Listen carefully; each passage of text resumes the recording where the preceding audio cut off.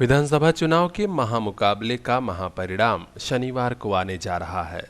सियासी दलों में बेचैनी, समर्थकों में बेचैनी, जिधर देखिए उधर बेचैनी ही बेचैनी।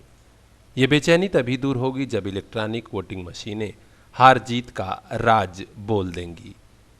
पारदर्शी ढंग से चुनाव मतगणना संपन्न हो जाए, इसके लिए निर्वाचन आयोग के साथ पूरी प्रशासनिक मशीनरी लगी हुई है। शुक्रवार को नेहरू हाल में मतगणना कार्मिकों को उनके दायित्व के बारे में संपूर्ण जानकारी दे दी गई। उधर सुरक्षा व्यवस्था में लगाए गए पुलिसकर्मियों की ब्रीफिंग पुलिस लाइन में हुई। यहां पर खुद कमिश्नर नीलम अहलावत, जिला निर्वाचन अधिकारी सुहास एलवाई और पुलिस अधीक्षक आनंद कुलकर्णी समेत पुलिस व प्रशासन के कई वरिष्ठ अफसर मौजूद रहे। जिला निर्वाचन अधिकारी श्री एलवाई ने बताया कि 11 मार्च शनिवार सुबह 8 बजे से ही मतगणना शुरू हो जाएगी। इसकी सभी तैयारियां मुकम्मल कर ली गई हैं। एफसीआई गोदाम और कृषि महाविद्यालय कोटवा में होने वाली मतगणना के मद्देनजर आजमगढ़ वाराणसी राजमार्ग पर रूट डायवर्जन भी लागू किया जाएगा। उन्होंने बताया कि वाहन पार्किंग के इंतजाम सख्त रहेंगे। मतगणना स्थल पर कर्मचारी हो या एजेंट, किसी के पास मोबाइल नहीं रहेगा। मतगणना के लिए पूरी तैयारी हो चुकी है। काउंटिंग एजेंट्स, मतगणना एजेंट्स के पास जारी किया जा चुका है और उनको जो अनुमन्य चीज़ें हैं वो बता दिया गया है। वो कोई मोबाइल फ़ोन अथवा बीड़ी, तंबाकू और अन्य ज्वलंत पदार्थ, ये सारे अनुमन्य नहीं है। फ्रिस्किंग वहाँ की जाएगी और आउटर कॉर्डन में ही सारे पुलिस ऑफिसर्स को, मजिस्ट्रेट्स को ब्रीफ कर दिया गया है। वाहन पार्किंग के लिए स्थल निर्धारित किए गए, कर्मचारियों के लिए अलग और एजेंट्स के लिए अलग निर्धारित किए गए हैं। रूट डाइवर्शंस के बारे में आपको एसपी साहब ने बताई दिया है और मतगणना कर्मियों को विस्तृत रूप से 3 ट्रेनिंग दिया जा चुका है। उनकी द्वितीय रैंडमाइजेशन, जिसमें प्रत्येक मतगणना कर्मी को विधानसभा की अलॉटमेंट आज सुबह 8 बजे प्रेक्षक और रिटर्निंग ऑफिसर द्वारा किया जा चुका है और इसके बाद थर्ड रैंडमाइजेशन कल ही उनको पता चलेगा कि कौन कर्मचारी कैसे कहाँ बैठेंगे और इसके बाद प्रत्येक चक्र के बाद रिज़ल्ट देने के लिए, रिज़ल्ट लाउडस्पीकर में अनाउंस कराने के लिए रिटर्निंग ऑफिसर्स को निर्देशित किया गया है। तो मुझे उम्मीद है कि पूरी तैयारी के साथ अत्यंत शांतिपूर्ण और सकुशल तरीके से मतदान संपन्न होगी। विजयी जुलूस पूर्ण रूप से प्रतिबंधित किया गया है और समस्त मेरे राजनीतिक पक्ष और जो भी प्रत्याशी हैं उनसे अनुरोध है कि मतगणना के बाद कृपया शांतिपूर्ण तरीके से समस्त कार्रवाई संपन्न करने का कष्ट करें। पुलिस अधीक्षक आनंद कुलकर्णी ने मीडिया को बताया कि मतगणना स्थल पर फोर्स पर्याप्त संख्या में तैनात रहेगी। विजय जुलूस पर प्रतिबंध है, लिहाजा प्रत्याशी और समर्थक शांतिपूर्ण मतगणना में पुलिस व प्रशासन का सहयोग करें। पर्याप्त संख्या में वहां पे पुलिस बल लगाया जाएगा। लगभग 18 थानों के स्टेशन ऑफिसर्स की ड्यूटी जो है काउंटिंग में लगी है और इसके अतिरिक्त 900 कांस्टेबल्स ड्यूटी में लगे हुए हैं। इसके अलावा पीएसी के बल की भी ड्यूटी जो है वहाँ पे लगाई गई है। वहाँ पे 3 लेयर सुरक्षा रहेगी, आउटर कॉर्डन, इनर कॉर्डन और एक मिडल लेयर भी रहेगी सिक्योरिटी की। जो मोबाइल फ़ोन और अन्य अनाधिकृत चीज़ों का जो है प्रवेश पूर्ण तरह से वर्जित है। मतगणना स्थल पे 2 जगहों पे हमारे यहाँ पे काउंटिंग होनी है।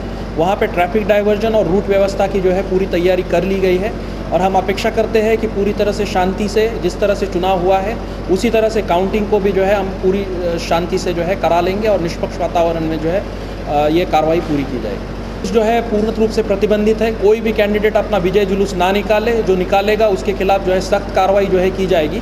किसी भी तरह का इलीगल आर्म्स या किसी भी तरह का आर्म्स जो है लेके काउंटिंग हॉल के पास ना आए और मोबाइल फ़ोन जो है प्रतिबंधित किए गए, तो अपने मोबाइल फ़ोन जो है बाहर ही रखे और पूरी तरह से हम सुरक्षा के पुख्ता इंतज़ाम किए हैं और किसी भी तरह का टकराव आपस में जो है ना हो, इसकी भी हम व्यवस्था कर रहे हैं। Mobile parties, number of mobile parties बना।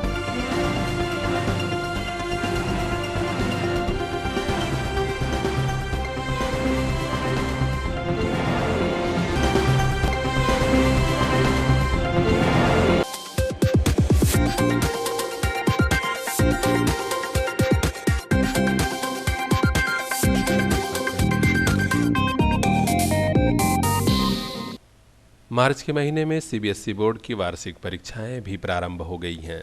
शुक्रवार को क्लास 10th के छात्र छात्राओं ने हिंदी विषय की परीक्षा दी।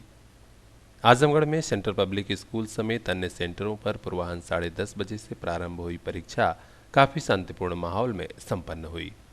सीपीएस जाफरपुर में छात्र छात्राओं के बैग और अन्य सामान बाहर ही रखवा लिए गए थे, तो वहीं मुख्य गेट पर छात्र छात्राओं को तलाशी के बाद ही अंदर प्रवेश मिल रहा था। चुनावी माहौल में शांतिपूर्ण ढंग से सीबीएसई की वार्षिक परीक्षा संपन्न कराने में शिक्षा विभाग के अलावा प्रशासनिक अफसर भी लगे हुए हैं।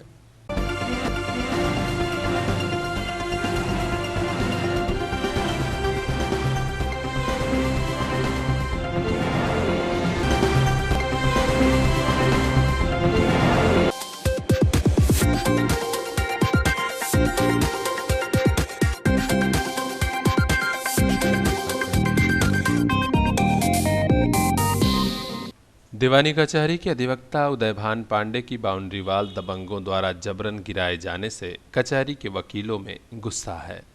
शुक्रवार को दीवानी न्यायालय अभिभाषक संघ के आह्वान पर वकीलों ने कामकाज ठप रखा और पुलिस व प्रशासन के वरिष्ठ अफसरों से इस प्रकरण में हस्तक्षेप की मांग की। अभिभाषक संघ के मंत्री विनय कुमार यादव ने बताया कि शहर के राहुल नगर मड़िया निवासी अधिवक्ता श्री पांडे के साथ ज्यादती हो रही है। उनकी जमीन पर कुछ लोग कब्जा करना चाहते हैं और इसी नाते बाउंड्री वाल गिराई गई है। हम चाहते हैं कि ऐसे मनबड़ दबंगों पर सख्त कार्रवाई की जाए। आज हमारे यहाँ एक सम्मानित अधिवक्ता सीनियर काउंसिल हैं बाबू उदयभान पांडे जी, जो सिधारी गरुड़ होटल के दक्षिण तरफ उनका मकान है। वो अपना बाउंड्री वाल बनाए हुए थे, जिसमें तमाम पेड़ लगाए हुए थे, आम का, जामुन का, कटहल का तमाम पेड़ लगाए हुए थे और अपने बाउंड्री वाल से घिरे हुए थे। उसको कल शाम को जो है कुछ अराजक तत्व आए और उसको जो है जेबीसी मशीन लगाकर उसको गिरा दिए। तो इसके बाद इनको सूचना मिली तो ये भागे बेचारे गए, तमाम अधिवक्ता लोग भी गए।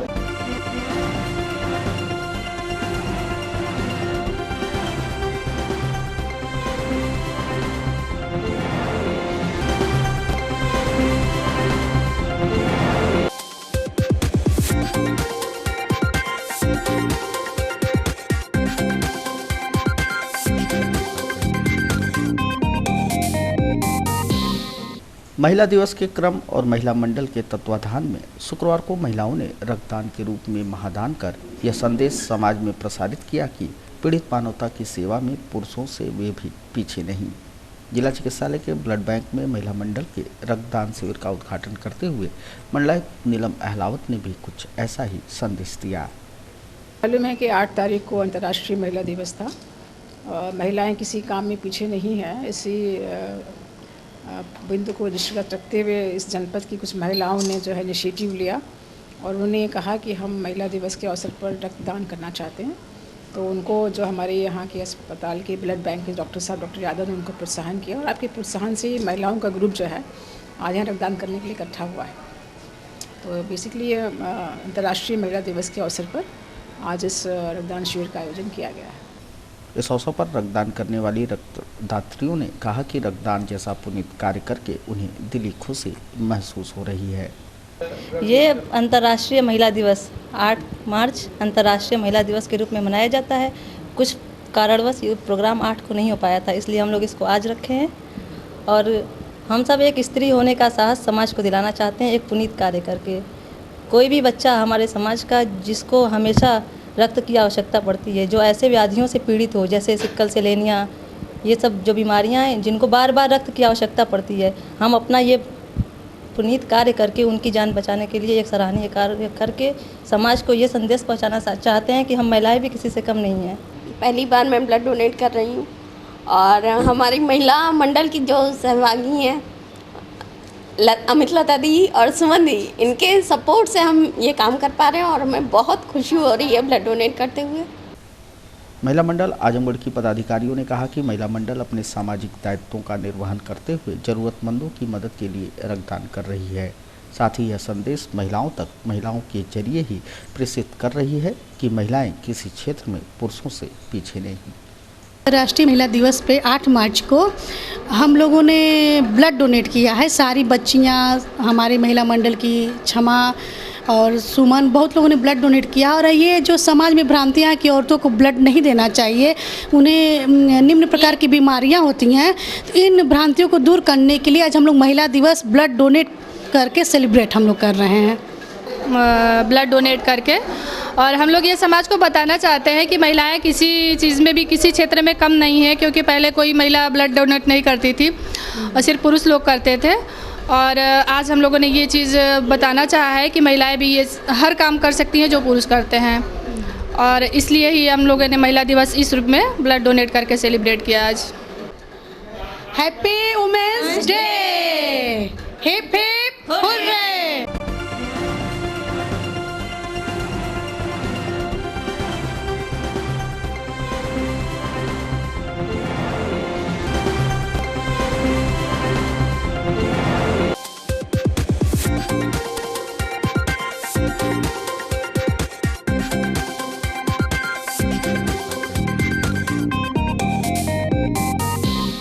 बरधा क्षेत्र स्थित अशोक भगत विद्यालय का वार्षिकोत्सव अभ्युदय 2017 गुरुवार को आंचलिक विभूतियों के सम्मान, कवि सम्मेलन व सांस्कृतिक कार्यक्रमों की विविध उत्कृष्ट प्रस्तुतियों के बीच संपन्न हुआ। कार्यक्रम का उद्घाटन शिक्षाविद केदारनाथ पाठक के द्वारा किया गया। खूबसूरत स्वागत गीत के बाद आकर्षक सांस्कृतिक कार्यक्रमों की प्रस्तुति देकर विद्यालय के बच्चों ने समारोह को यादगार व शानदार बना दिया।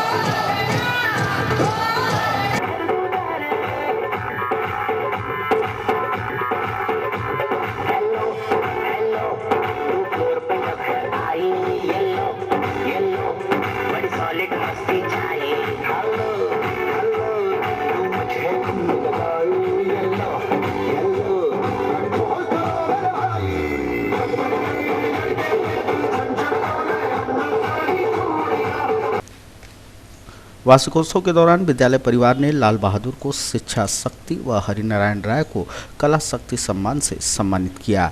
समारोह को संबोधित करते हुए वक्ताओं ने बच्चों के सर्वांगीण विकास के लिए विद्यालय परिवार द्वारा किए जा रहे प्रयास की सराहना की। यहाँ पर इन्होंने तो पूरी विद्या मंदिर की शाखाएं पेड़ सारे लगाते हैं। अब ये स्कूल जो आगे बढ़ता ही रहेगा और मैं इसके उन्नत के लिए मैं अपना क्या कहते हैं धन्यवाद देता हूँ और मैं इन लोगों का प्रयास हूँ करता जिन लोगों ने हम लोग को यहाँ इस कार्यक्रम के लिए और अतीत के रूप में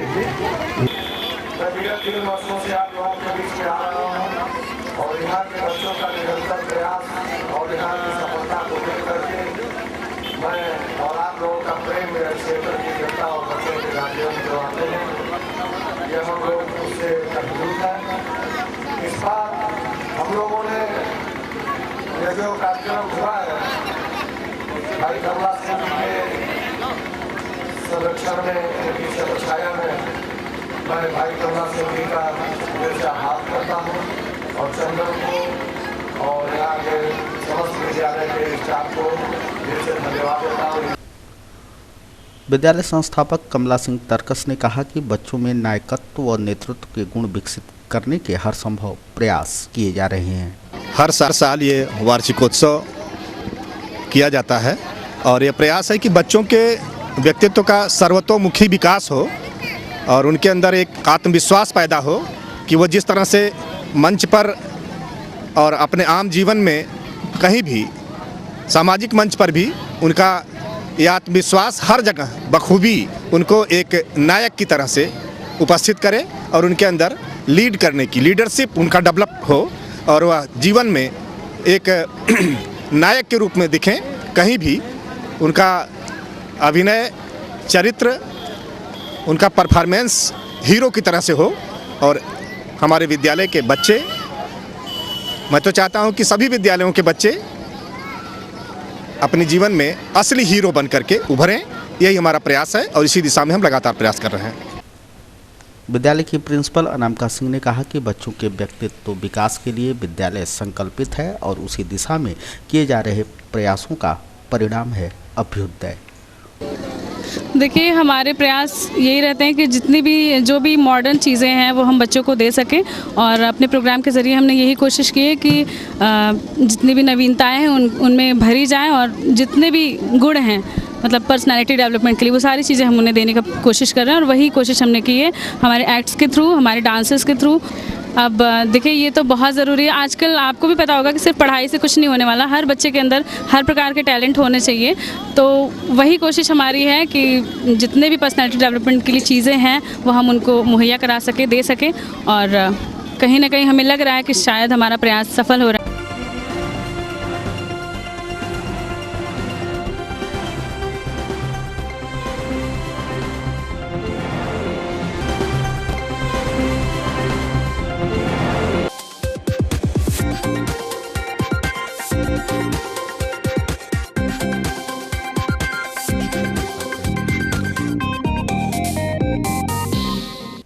बिजली आपूर्ति में लगातार फिसड्डी रहने वाले बिजली विभाग की लापरवाहियां भी कम नहीं हो रही हैं।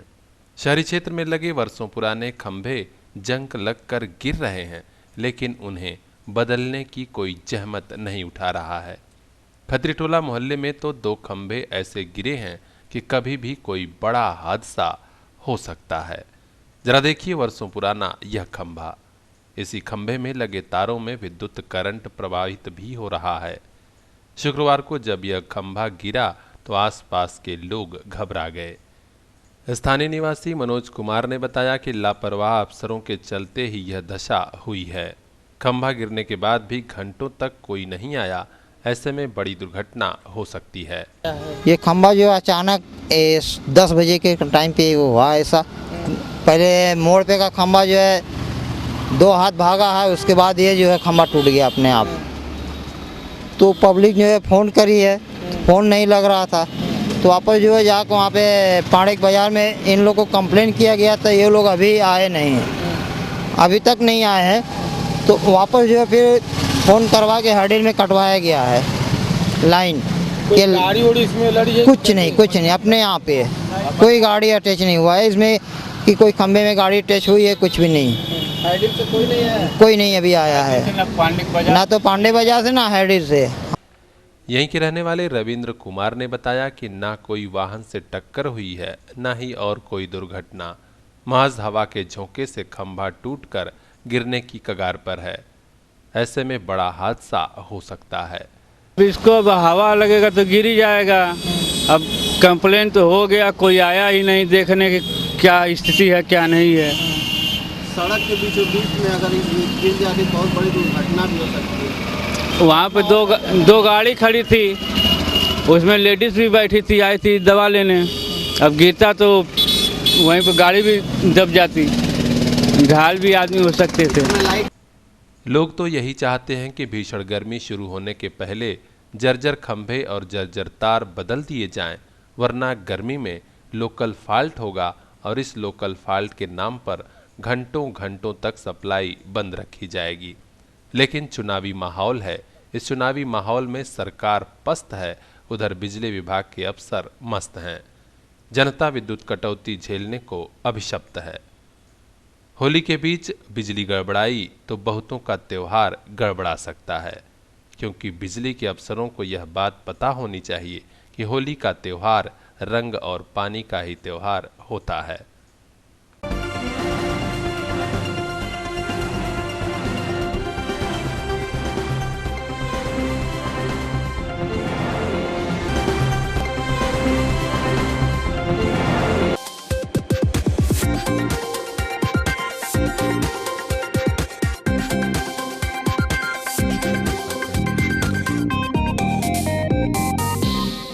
चुनावी रंग में रंगे आम जनमानस के बीच बच्चों का मधुर कलरव यह एहसास करा रहा है कि होली है। जहां स्कूल में होली की छुट्टियों से पूर्व बच्चों ने अपने साथियों, सहपाठियों व गुरुजनों के साथ जमकर होली खेली। शुक्रवार को ऐसा ही नज़ारा एलोबल क्षेत्र स्थित इंटरनेशनल पब्लिक स्कूल में देखने को मिला, जहां छुट्टी से पूर्व बच्चों ने एक दूसरे के साथ जमकर होली खेली। इस दौरान उनकी खुशी, उमंग, चहक व उत्साह देखते ही बना।